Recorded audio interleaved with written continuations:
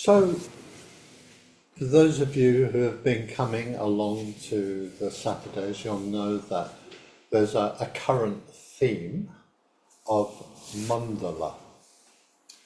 And I'm going to sort of open up a particular way of talking about Mandala. So there are so many different ways of thinking and looking at or creating mandalas. But one way of approaching it is it's a sphere of spiritual awareness, which has different components. So it can be visual, circle with different circles within it, or it can not be pictorial. It can, or structural. Sometimes there are places like in Indonesia which are whole buildings are a mandala. But it can also be, as it were, a mental mandala. And that's the approach I'm going to take. Are we still in the morning? Yes, morning. So it's a bit like a sphere. So the topic is the mandala of mindfulness. And no one groaned. No, that's good. Oh, mindfulness again. Oh no. Mindfulness is a wonderful topic. So I just wanted to liven that up a little bit in case you went, oh no. And within Buddhism, it's actually very central. It's central to lots of teachings which relate and are fed and stimulated by mindfulness. So there are different facets and components of mindfulness that I just want to open up, really. So it's like we enter a sphere of the general topic of mindfulness. We're in a sphere. And so the first one is personal mindfulness. So this has to do with awareness of yourself in meditation or whatever context you're in. And a very nice, straightforward way of approaching this is the body, the emotions, and thinking. So it's not the be-all and end-all of personal mindfulness, but it's a very good way of just starting to get into the sense of yourself sitting here or doing whatever you're doing. That you're aware of your body, your gestures, your stance, your posture, whether there's discomfort and comfort, and how you're dealing with that. Cutting off. I mention that because it often happens at a class where I'll say at the beginning, be aware of your body and how it is, and then later on someone will come at the end of the class and said, I didn't realise that I'd had a backache, and actually it's serious and I really need to do something about it. Go to a chiropractor or something. Or I hadn't realised I had a toothache, which, you know, the mind can block off. And so when you enter into arriving into the body, you start to notice what you've blocked off.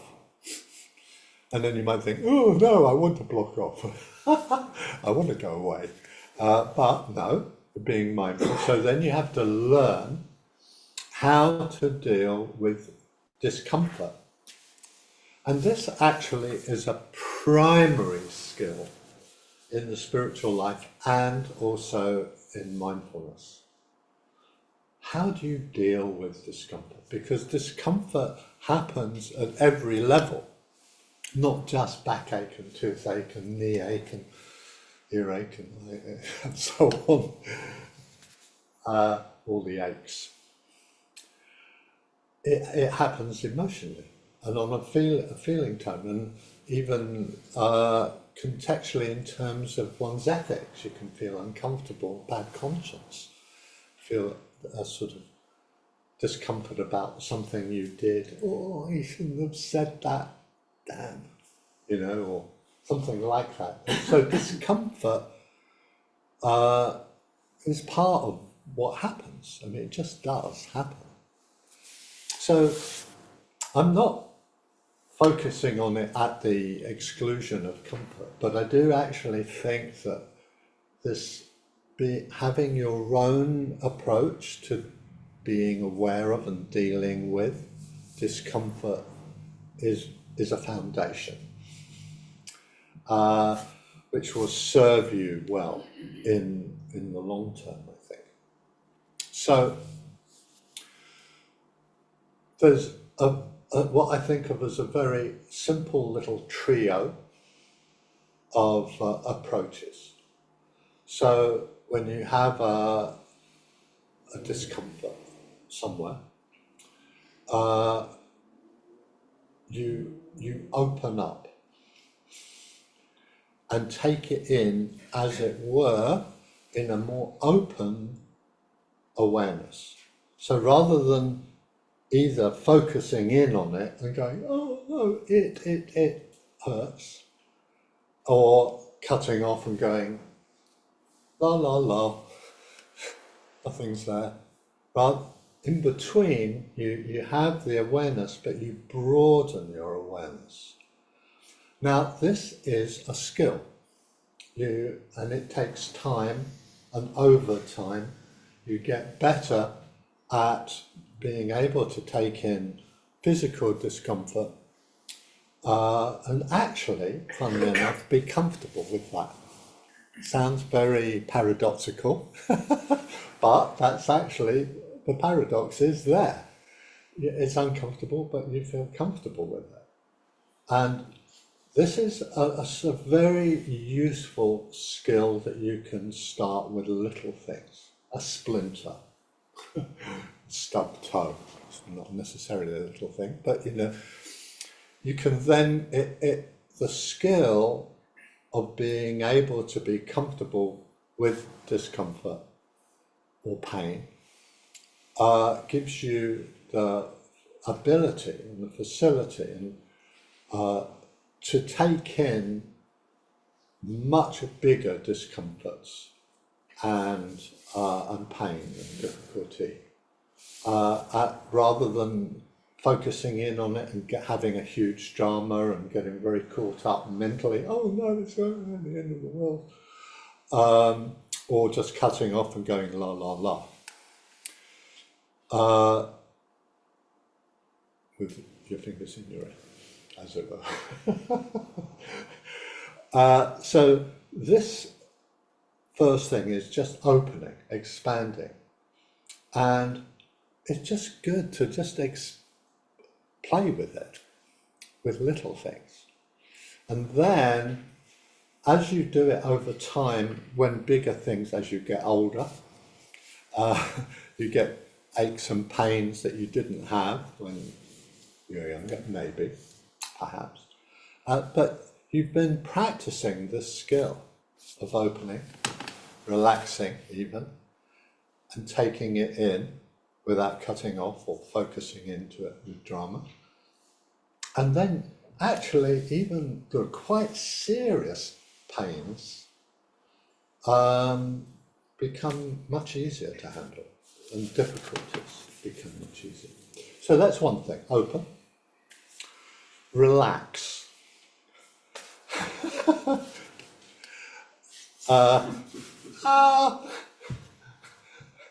Relax. And again, you notice how you tighten when there's discomfort or pain or difficulty on any level, actually. And you consciously relax in your body, and it also allows you to relax more mentally and emotionally. That you're just relaxed with it rather than tight. and constrained and constricted with it. It's a skill to develop, and you just get better and better with it. And it's one of those things that's never done. In my experience, it's not like, oh, I've got that now. The skill develops over time. And then the third one is kindness. So part of this is noticing what your go-to response is, your habitual response is to discomfort, or something difficult happening. And I want to give an example. So I do this online mindfulness class for a very big bank, both in person and online. And the online people are all over. And last year, there was someone in Bulgaria. She turned up, and it just so happened, fortunately it was quite good actually, she was the only one that day. And she was just all in plaster. And she said, well, I'm here for a particular reason. I fell down the stairs, I broke a lot of things, but the real difficulty is I'm giving myself a hard time. I can't forgive myself for falling down the stairs. And I thought, this is absolutely perfect, actually perfect context. So I just asked her, and it just became about it, and it became clear there was no blame. She didn't do anything wrong. She had just a moment where she turned, had something to do with a cat maybe, and she fell. But for the rest of the time she's saying, you idiot, you fool, you're no good, you're so clumsy. So we had quite a lot of weeks. It was summer, and people were on holidays, and she was just in bed.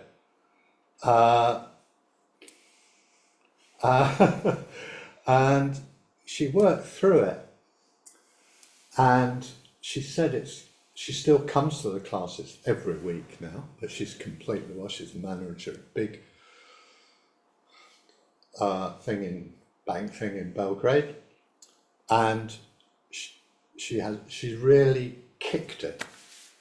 She got over that habit of being harsh and hard and unfriendly and unkind and critical to herself in that way. So it's just an example. First of all, you notice how you are. Where's that stick? It's not big enough.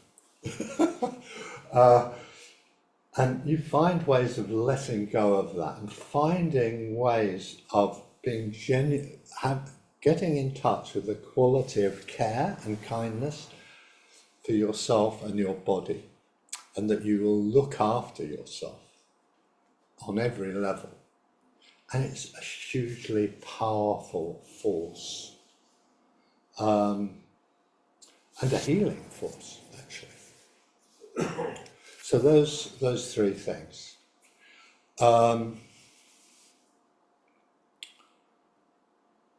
So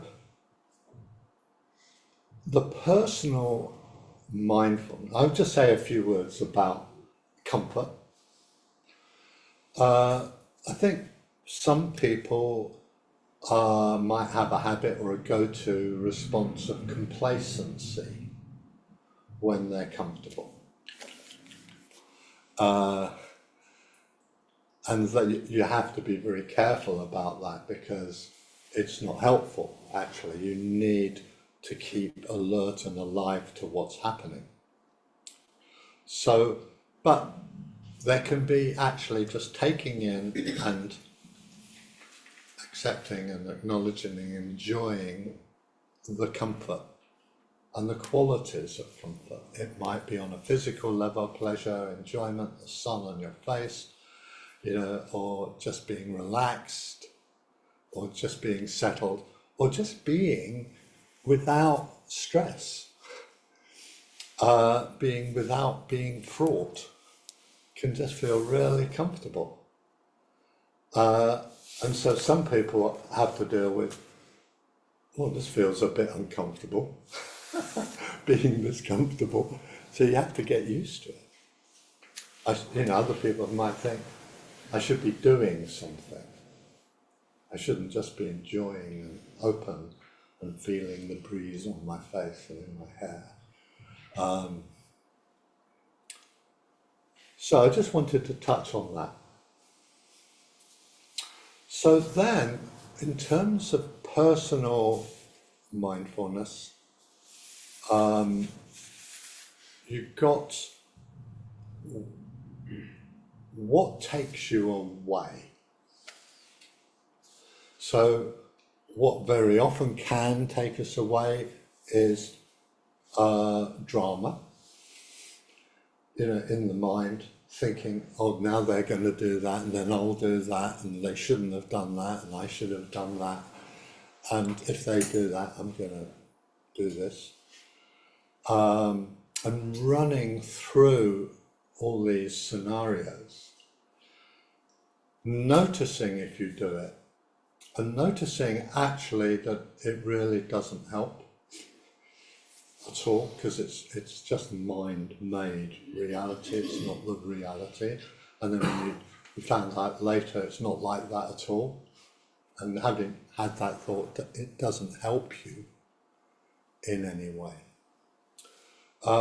So that's sort of when the mind goes into a torrent of thinking about something, developing the skill just to say it's not helpful, letting it go, coming back, refocusing on something and using the mind to do that. And the breath is a good anchor for that. So what mindfulness does is it's a little barometer, radar, shows you immediately when you're going in to stories. You might notice your body changing, for example, and that's part of the mindfulness. You notice that your face is changing, becoming more gimlet-eyed or something. And you go, I'm away in that. No, it's not relevant, not helpful. Come back, come back, come back, come back, come back, come back, come back. I'm back.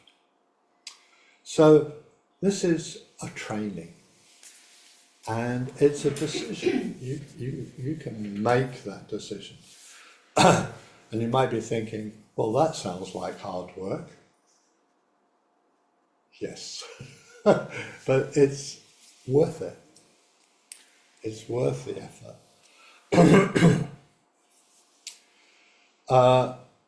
There might be other aspects of personal mindfulness which are not so much to do with the thinking mind, but emotional habits that you have, for getting angry, for example, or getting caught up in anticipation of something wonderful yet to happen.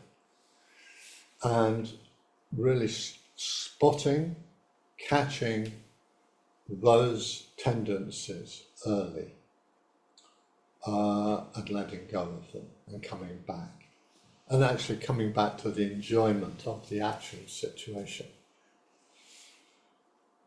So there's a lot more that I could say, I've got to stop soon, about that. But in a more general way now, I just want to mention mindfulness in terms of cycling through spiritual qualities and faculties which are important.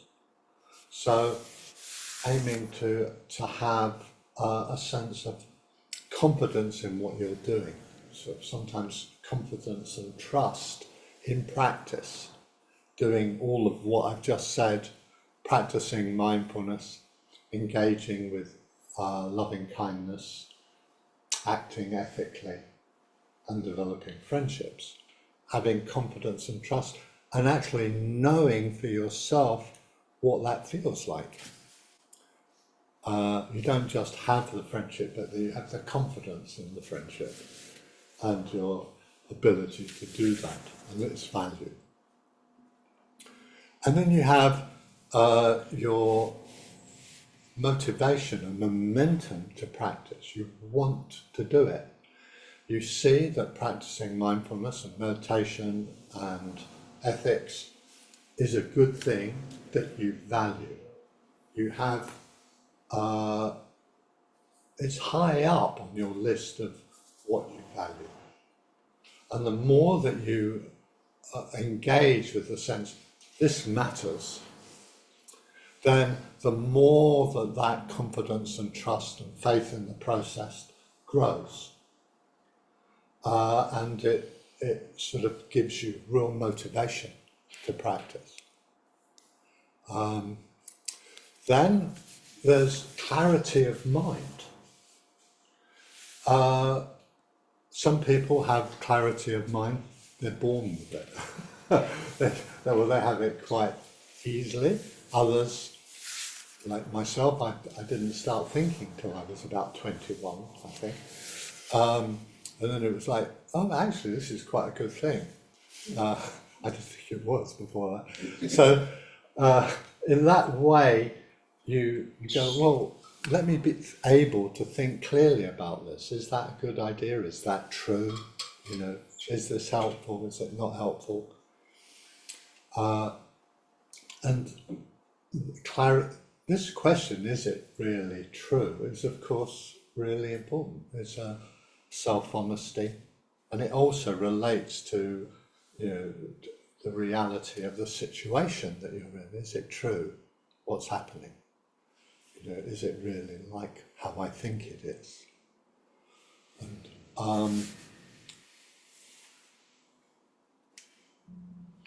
so these are just a couple of areas with which mindfulness can help you be aware of. Do I need to sharpen up my thinking? Do I need to pay more attention to my motivation and energy and my confidence? And then doing that based on your mindfulness, actually. So mindfulness is keeping you on course with primary faculties which help you in your growth and your development. So part of this is going just beyond limitation and just my situation, but awareness of others and nature. And that becomes part of the sphere of mindfulness. A bit easier being aware of nature on a day like this, or when it's, as it has been with some people online, blowing you off the pavement. So in this way, you practice mindfulness.